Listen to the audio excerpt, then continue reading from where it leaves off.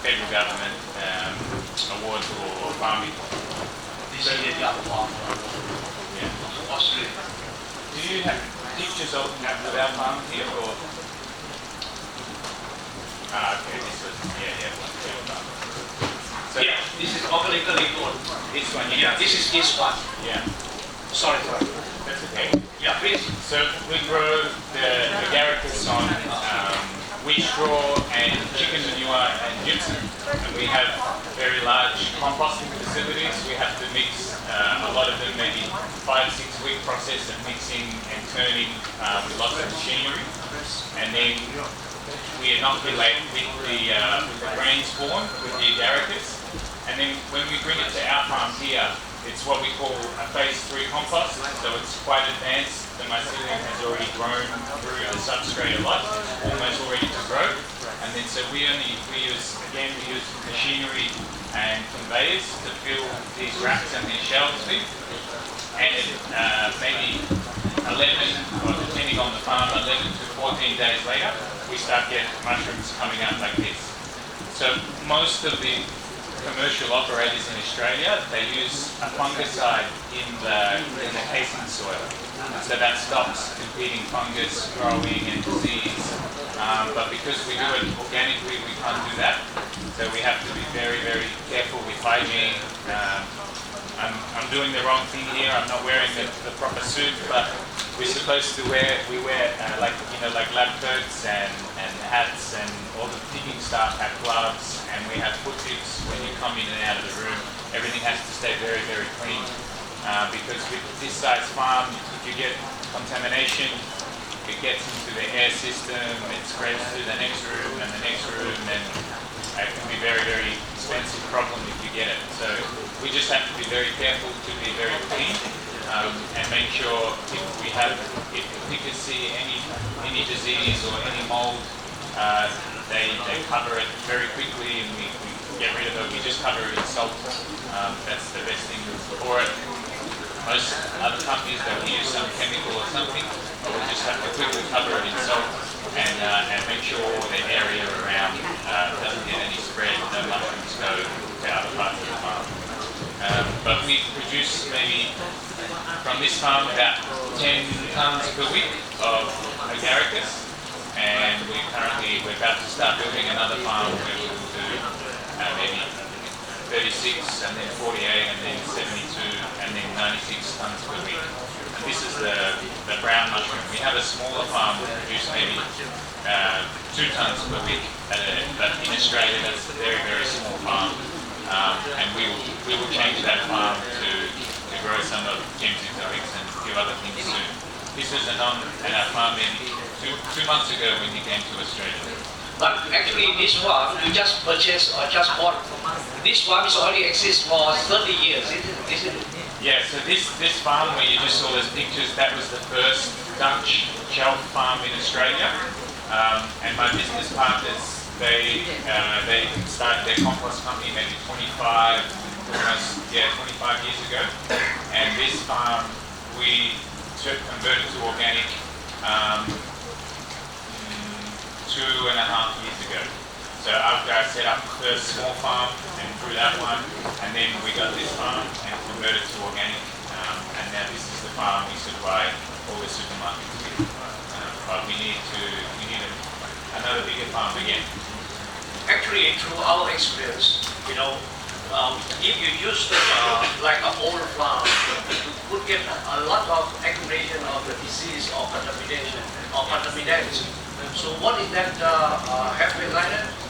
So we are very lucky that the grower that grows on this farm with us, he's been growing there for 30 years since the very first day. So he knows all about the different rooms and which, where there's too much air coming in one door and which way to turn the duct. So we have very, very good knowledge about this site, and we just have to make sure that very vigilant with hygiene. But because they've had good grower there for a very, very long time, they already had very clean farm, very clean operation. They make sure all around the farm, all the grass is cut, so there's no bugs and insects, they can come in. You just just have to be very careful and clean. It's the only way to do it. So How to that- prevent disease. Yeah, that's mean even 30 years of the existing farm, it still can be used for your operation, isn't it? Yeah. And we have the whole farm. We have a big steaming system. So when we finish production, we turn steaming on, and we call it cook out. We call it a cook out, and we steam everything in the room. So all of the substrate before we pick it up, before we move it anywhere. So if there's any disease or anything else, we steam, and then we move it afterwards. So it's generally pretty good. We do okay. Okay, thanks a lot. Thanks. Okay, Professor. Yeah. Any question? I have a few questions on the floor. Today, please help me. So how long will it take to cultivate whole crop? And I have a few questions myself. So from the time that we get the compost onto the farm to the day that we're first harvesting, it's between it's about 12 days. But the substrate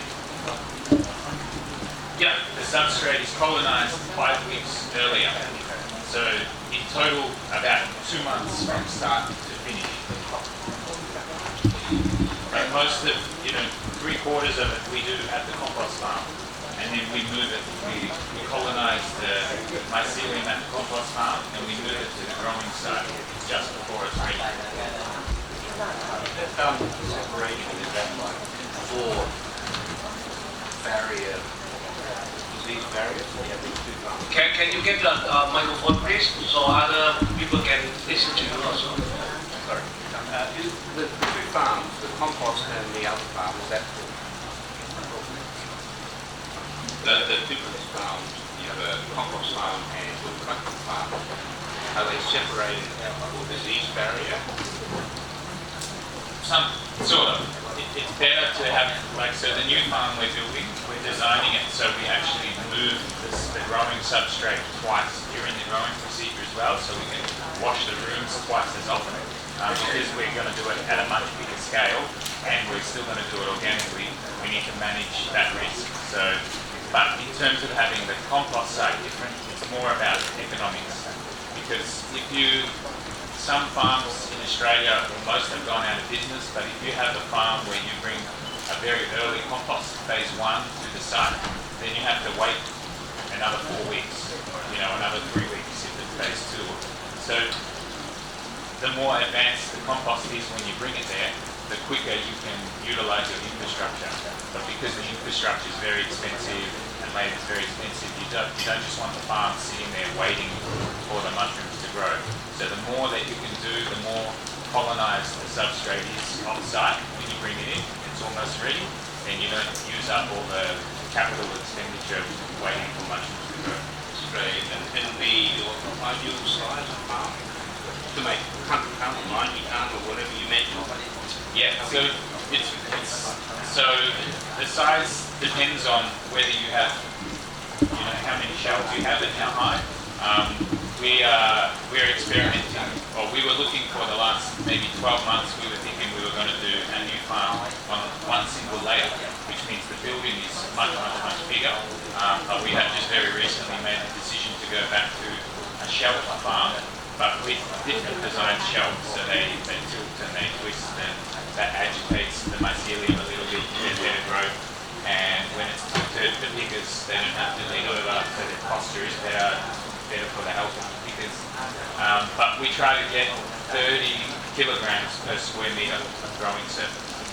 So that's, in Australia, there aren't many farms that produce less than 20 or 30 tonnes a week that are still viable commercially. So most of the farms now 50, 60, 100 tonnes per week, just because you need scale for efficiencies to supply supermarkets. Just question still. What is the Australian government point in terms of classifying A, purely organics in a mushroom farm? Yeah, this is a good point. B, toxic free, and C, just any edible the mushroom farm. What is the Australian point? And the second question, which is more or less in conjunction with the first one. It's how is your water supply system?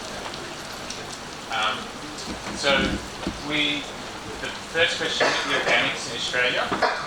Most mushroom operations have a supplement in the substrate, and that supplement is soy-based, and it's almost always GM soy. So we can't use that supplement in our production system, so we lose about 15% lower yield. There's a certified organic supplement we've tried from Europe, but it's not as consistent, so it can be more volatile. And when we tried it, sometimes the compost generated too much heat. Well, everyone has slightly their own mix. Yeah. It's basically the same thing. It's wheat straw and chicken manure and gypsum, but you can use a bit of canola straw, and depending on the stage that you put the chicken manure in, how much it's been turned, and your process is with compost. อยากให้ดร.นนท์อธิบายตรงนี้ให้กับเพื่อนๆครับเพราะว่าสับสเตรทที่เขาใช้ออกมาเองต้องมาจากอะไร Okay, just a moment. I'm just going briefly into our Thai, here.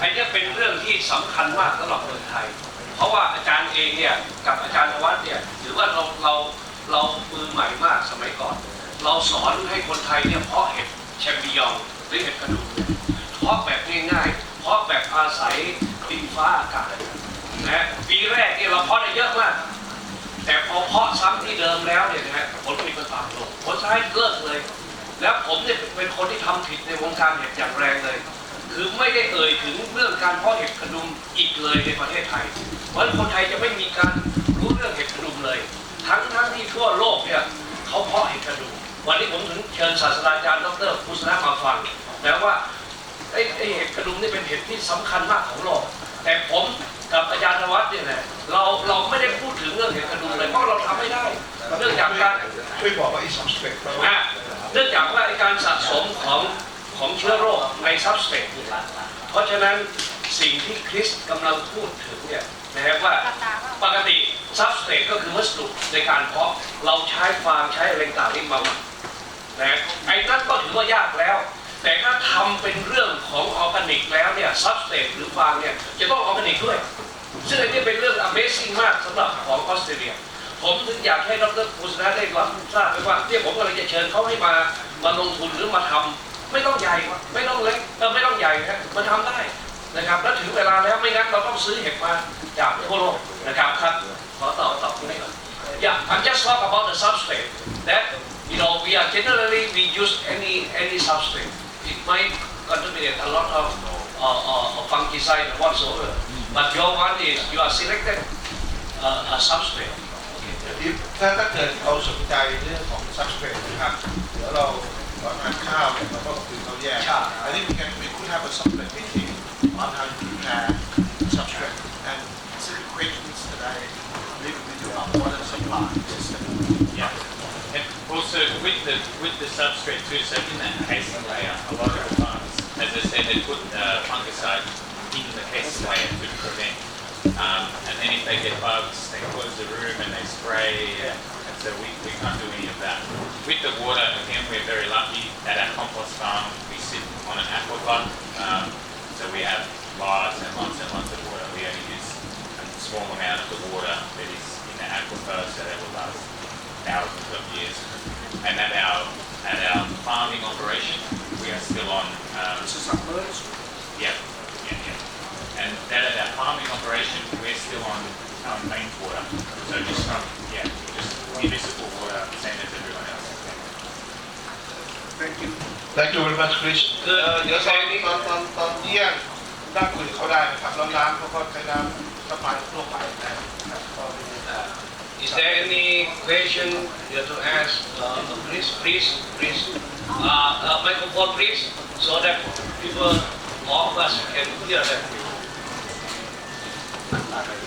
I have one question. Do you have to throw away the substrate in many times or use the new one for the next crop? So We go at this farm. We have about 40 tons per week of substrate that we deliver, and then we switch over 2 rooms per week. We cycle through, and we empty it out, and we sell it to a garden centre, and they mix it into other compost to improve the quality of their compost, and then that compost goes to farms, vegetable farms around the area. So we want to change that because we think that we can do better things with that compost. We may be able to palletize fertilizer, recondition in other ways for use for growing tomatoes, capsicums and cucumbers, but some farmers in South Australia, they take it out, they recompost it another side, and then they send it to grape growers for wine. But it's not, we need to do more research. We could use it, we could make better use of it than we do now. But, yeah. So right now the new substrate means get a good product better than you recycle the substrate. Yeah, you can't recycle for using mushrooms again. So the mushrooms, the agaricus that comes out of the top, 20% nutritional profile, and then after you've done the first 2 crops, then it tails up very quickly. Oh, okay, since we don't have much of time, because our plan is about 2 hours actually. Yeah. So can I move to the next issue, please? All right. Okay. Next would be quite an interesting thing, that is concept in Australia. From our fellow from America, who found, people in Australia, they are collecting a wide concept. Okay, Jim, let's talk about the concept in Australia. But we give you about 7 minutes to talk. Okay, start now. Maybe here, grab a couple out and let people touch it and smell it. Yes. Got a bag over here. Yeah, please Pass it around and we can have a smell, touch it.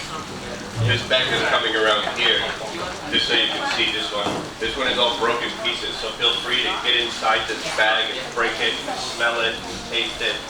And this bag is a bag of premium pieces, so don't break them. Don't break them. It's very good. 1 million per kilo, don't break. Post them to your Facebook, put them online, We have, okay, I don't want to waste time talking about online. Okay, so cordyceps in Australia, this is cordyceps gunnii. This is not cordyceps sinensis. Cordyceps sinensis is the one that, needs to bed and other things. This cordyceps sinensis. The reason that we take great interest in cordyceps gunnii is because several reasons. One, the main one is that we find the same target therapeutic compound in cordyceps gunnii, and this is Australian cordyceps gunnii, and the same as in cordyceps sinensis. It's very important that when people are researching and looking cordyceps gunnii, the original species is named in Australia, actually in New Zealand, in Tasmania, and I'm sorry, I get confused with the 2 islands that are around us. So in Tasmania, it was first described there, and so it grows up the east coast of Australia all the way down to Tasmania, and it even grows in New Zealand. Now you can see in that basket that's up there, some of the fruiting bodies, and in the back, you can pass around the fruiting body, the top part, the black part, very dark. So in New Zealand, this is actually one of the original components of the recipe of the Maori tattoo. And if you're familiar with the Maori tattoo, it's a very cultural thing. It's important for their indigenous society. They don't realize what they're putting in antibacterial, antiviral component to their tattooing, but they're just walking through the forest thinking, oh, that's black. Instead of my tattooing. They don't know that they're putting a protectant for their body in their tattooing. So that's one very cool original thing. The next thing about indigenous use in Australia is that the worm, the insect portion of this fungus is quite large. It's related to the witchetty grub. This is an indigenous food, so people find this worm is big, delicious for the indigenous people. The insect that this fungus is growing off is called the wattle goat moth. And the reason they call it the wattle goat moth is because when they dig in the hole for this one, it's related to the witchetty grove. It's not the witchetty grove. It smells like a goat. It stinks. It's like, no, not witchetty grove. Witchetty grove is beautiful. They smell it, they love it, they taste it. This one, if they look all day for a witchetty grove, they don't find one, but they find this one, it's okay. They find it stinky. But fortunately for us, this one has the habit of when it grows underground, it's living in the root of a tree, and depending on how far down it is, that's how long the fruiting body can be. And the fact that here, this comes from a particular mountain with soft soil.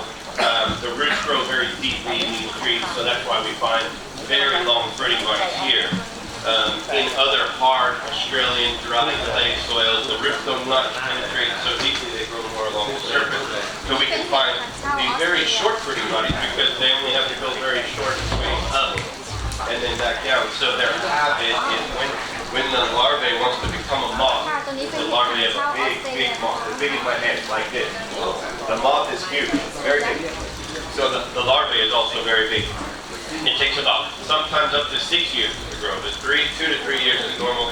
And you can see they can range in size from this. Now you say your largest comes at about 2,000 pieces per kilo. Our largest is about 40 pieces, 50 pieces. Because not so many, like maybe. So without 10 grams, we can have preserved in a premium piece. But they can go much deeper. They can be almost 1 meter deep, but it's almost impossible to get the whole thing. So the largest that we can have and dry and sell are about 10 grams. So it's about 100 pieces per kilo. But on average harvest and average premium grading as well. We have about maybe 500 pieces per kilo. Now our premium grading we can get very close to 700 pieces is our ค่ะตัวนี้เป็นเห็ดถังชาติจากออสเตรเลียนะคะ Average 500 Yeah, average 500, but close to 700 is our smallest. We can't get much smaller. And the reason we want to get small is because what's offered, what's known in the world, is this. This is the right thing. And that's fine. This is the right thing. But to also play a part in this market, people want to not go so far away from what they know. They, a little bit bigger is okay. You try that. But I tell you now, the research that's being done on this, we've researched the caterpillar portion, the stem portion, and the top portion. You can see the different colorations that happen. The top, when it emerges from the soil, is a light creamy yellow. It goes to a very, olive green to a dark, sort of blackish green color. And this is the progression. It takes about a week after emerging from the soil. So once the fruiting body pops up, it's about like a thumb. There's one just under the basket there. I don't know if you can see it. I don't have a laser point. I don't want to get too close. That there is the fruiting body sticking out of the ground. You can see, and they're quite large. They can be sticking out of the ground up to 10 centimeters. And by that time they start to look like this. And so they can be quite deep. In this particular fungus, we're very lucky that this caterpillar has the habit of going straight up from its root and going straight back down to do its metamorphosis.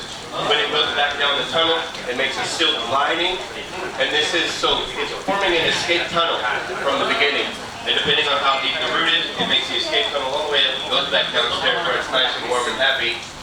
But if the cordyceps fungus is there, all it has to do is touch the insect, and it then does its natural thing. It attacks, it gets inside. It will grow to the brain of the insect and then take control. So you see that all of the ones that we have that you're seeing me taking pictures of, it's the shape of a worm.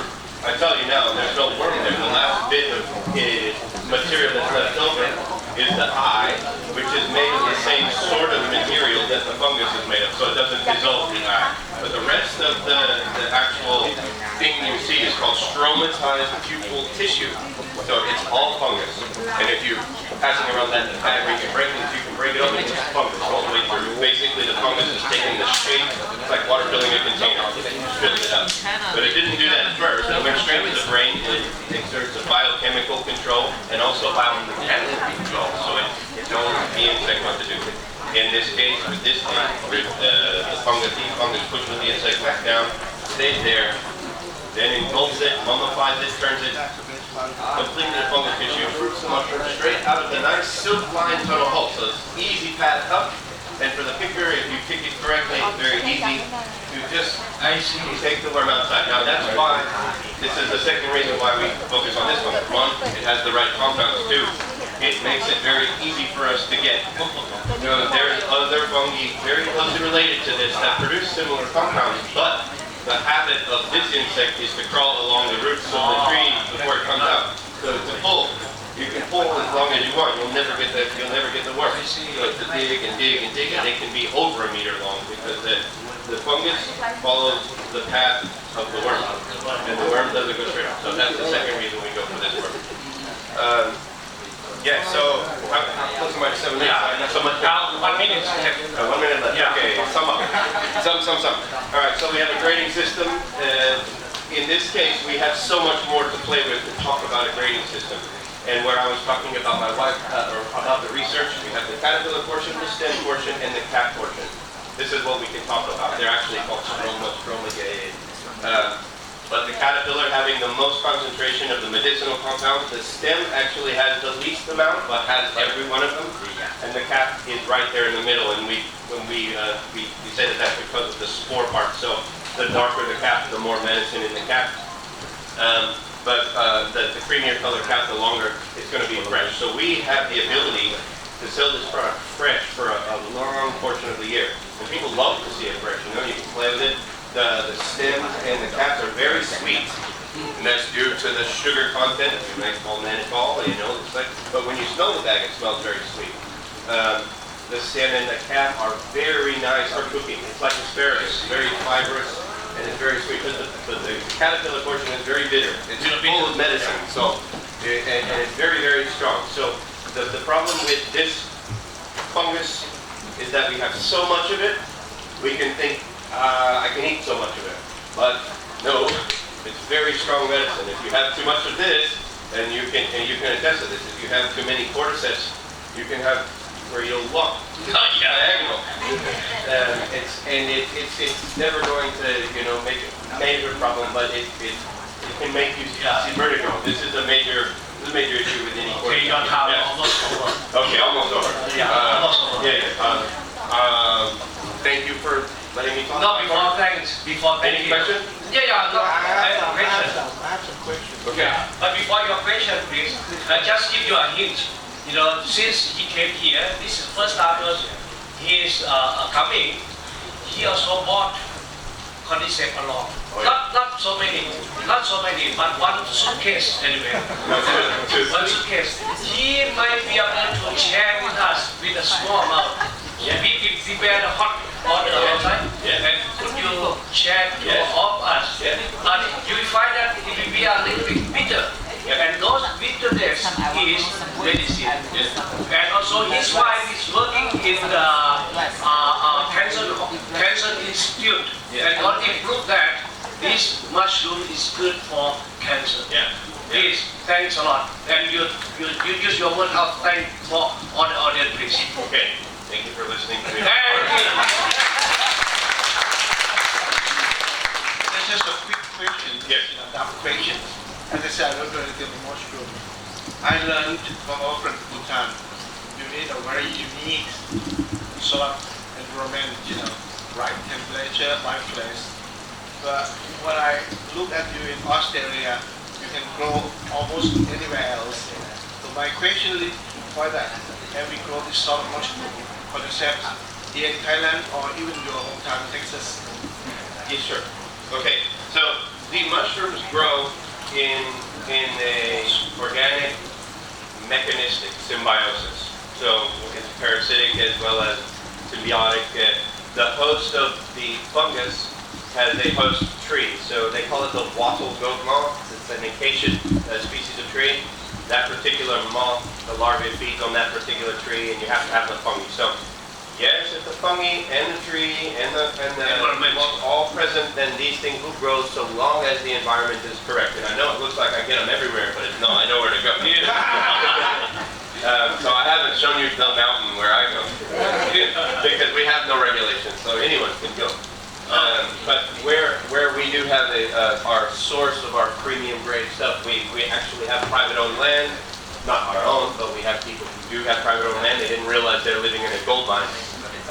But yes, it requires that right rainfall, the trees, the bug, and the fungus. So if we had those, yes, they would grow, especially here. This is a wonderful environment. Even through the year, its humidity is a big thing. You know, and they don't want to poke their head out of the ground until it's humid. And our average humidity here may be around 20 RH, you know, so it's many times of the year they don't want to come. And you need the higher mountain environment because that's where, you know, you get more land, humidity, canopy, tree cover, rainfall, that sort of thing. So about 6 months out of the year we can find it. And through a long, nice humidity season, we can find it up 8 months out of the year. But it has a season very similar to your season. So we would start looking around April, May, and harvest right up until August through this like flush. Yeah, and even up in September, October if we're lucky. But yeah, we have several sites that we've identified as premium spots, and what we have in control. So I didn't mention it before, but as I was the one who sort of discovered that this is the one to go after in Australia, a few people have started popping up and supplying me with the product, so other people are becoming aware that this is a product, but not a lot of people right now know. So as information spreads, more people come with more areas. But what I can tell you now is through the areas that we control, we can harvest about 1 ton of fresh material per year, premium grade. Premium graded, so the rest of it bits, pieces, broken. So we can have, you know, 1.5 to 2 tons just in those 3 or 4 areas. And that hasn't opened up to the rest of the seaboard, you know, and down in Tasmania and New Zealand. So as it becomes more and more popular, we'd like to have the ability to understand what's in front of us, have the systems in place to maybe get some regulation instead of just wild freedom. Because once people know and they want to go and find it, then the mountainside would be, you know, trampled. Could it be over-harvested? It can be over-harvested. Anything can be over-harvested. You know. Yeah. But so we have, knowing where we harvest now, have already got out in front, utilizing some of the principles that we know that, you know, if you tell everybody, they're all going to go. So the pickers have been trained. If they have mature fruit bodies, really mature fruit bodies, leave it alone. This leaves a natural balance. Because, okay, maybe if we take away all the cordyceps, then all the moths will then live forever happy and free, you know, never have their natural balance. Why do cordyceps exist in the first place is because nature is balancing itself out. So we go and we take away all the nature medicine, and nature doesn't balance itself. It will always balance. We leave the systems in place to make sure that it does that. Just my last question: have you done any genomics, sort of graded exploration? Okay, so no, but yes. So we've got a few different things that are going on. And I try really hard to just keep everything that we have as much control as possible in the beginning stages, because as my wife has published a bit about it, you know, if you know, you can lose control if you give a living culture away, then all of a sudden, who knows what's happening. So we've done a little bit, but not enough to really give you some reports. That's what I can help. Yeah, yeah. What is point of visit of someone who, you know, they have not fully understand what you explain in English. เอาทีเดียวครับก็คือผมก็ถามว่าที่คอนเซ็ปต์เขาเนี่ยตัวใหญ่มากเลยแล้วก็ของผู้ถ่ายตัวแรกเนี่ยจริงแล้วเนี่ยของเขาปลูกทั่วไปว่าของมันก็เขาอยู่ในสภาพแวดล้อมที่ค่อนข้างอยู่ควบคุมเหมือนกันนะครับแต่ไม่ได้อยู่ในโรงเรียนเขาไปหาที่เหมาะสมก็ถือว่าเป็นความรักนี้ที่เป็นห่วงก็คือว่าเราก็ไม่ทราบว่าพันธุกรรมเนี่ยมันจะมีการกลายพันธุ์หรือเปล่าเขาบอกพวกเราทำThank you so much. Yeah, just on that, there's research that's been recently produced at the University of Hong Kong. So I like to see that other research, you know, instead of driving all the research, here's mine, check it.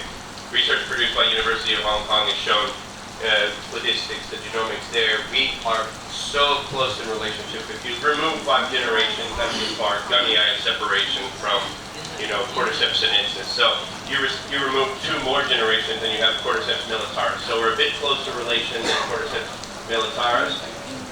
We're definitely an Ophiocordyceps family.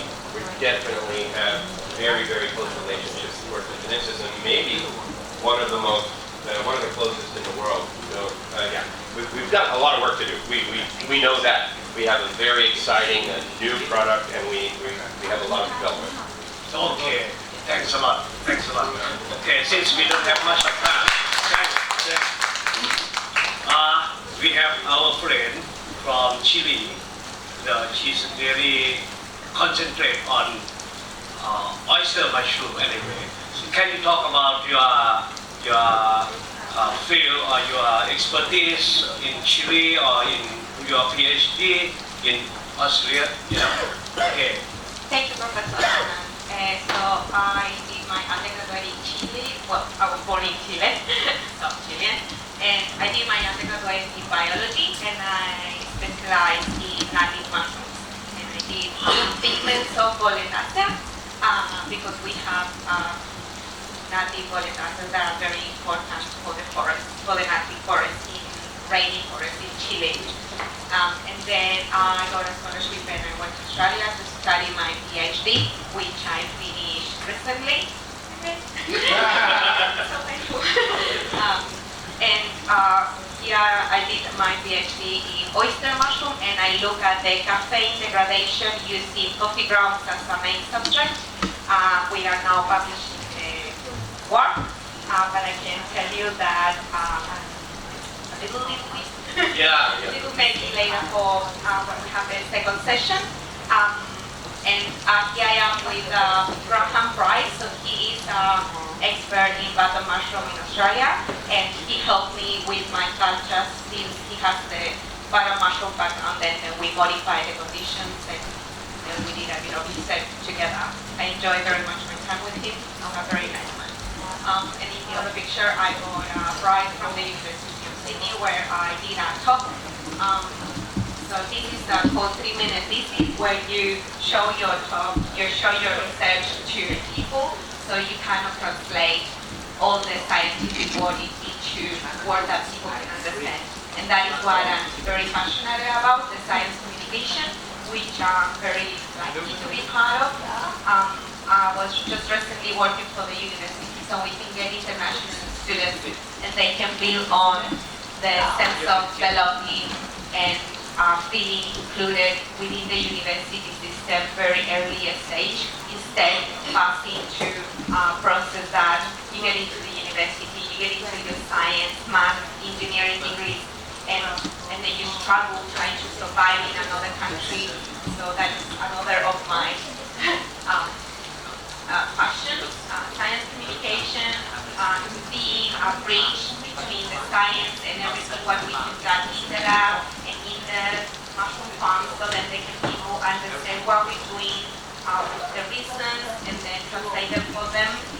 And yeah, I'm very happy to be here with all you. I feel very overwhelmed with the welcoming. Thank you. โอเคอันนี้ก็เป็นอีกเรื่องหนึ่งในเมืองไทยที่เราทำเห็ดพวกนางรมนางฟ้าเยอะแล้วพอทำไปนานๆแล้วมีการสะสมโรคนะผมก็เลยเชิญมาเพื่อจะมาดูนะครับไม่งั้นเราจะไม่ปัญหา Thank you Dr. Clode for your brief presentation.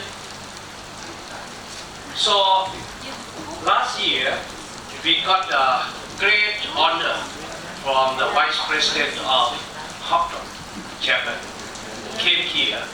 You know, he came here to just meet me here, and also invited me to go to Japan to see the activities in Japan. So we found that, you know, this is really amazing in producing mushroom in mass scale. And each farm, they invest not even less than like $100 million, you know. So they have more than 30 units. So this is our colleague, our friend from Hopton. If you could talk something on your production or your mushroom, you know. I think the best way is I think I